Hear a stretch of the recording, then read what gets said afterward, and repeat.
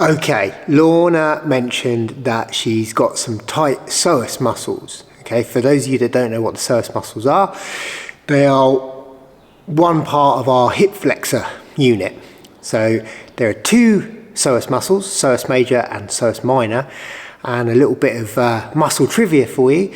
About 40% of the population don't have a psoas minor. So the psoas muscles, they are essentially, if you were a pig, they would be your tenderloin.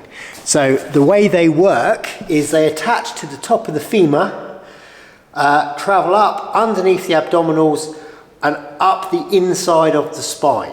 Okay, so that's the psoas muscles.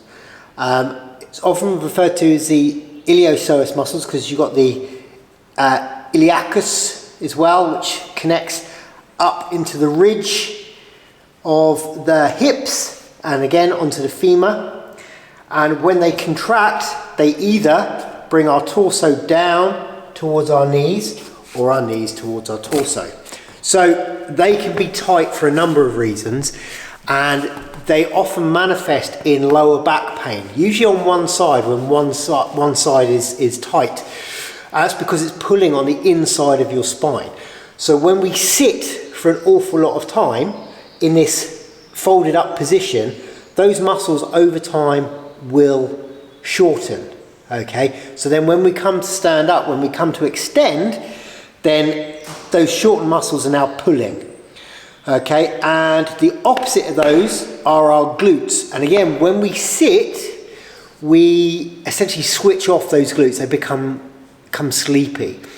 So then they're not activating as well. So they're not pulling us properly into complete extension.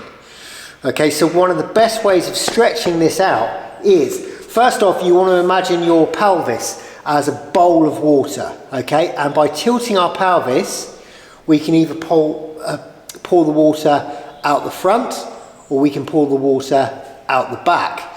In this exercise, we want to be pulling the water out the back, so we're tucking our tailbone under. So first off, you're going to go into this position. So 90 degrees at the back leg, 90 degrees at the front leg. And what we're going to do is we're going to tuck that tailbone under. We're pouring the water out the back of our pelvis. Instantly, you'll feel a tightness in here, okay, especially if you've got tight hip flexors. Tuck the tailbone under. Increase that stretch by squeezing the glutes. Squeeze, squeeze, squeeze, squeeze, squeeze. Squeeze as hard as you can with the glutes. You should really feel it now. If you want a little bit extra, you just shift your hips forward by an inch or two. Doesn't have to be much.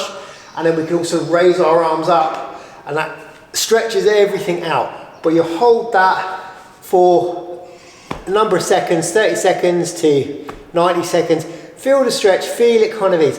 Breathe into it. Always with our stretches, we want to be breathing into it because we want to create that calm sympathetic nervous system response, because that tells our body you're safe. Because whenever you're stretching a ligament or a tendon or a muscle, the body thinks, oh God, it's going to tear. So by doing that nice deep breathing, we actually calm the body and we allow it to stretch. So you do one side and then you do the other.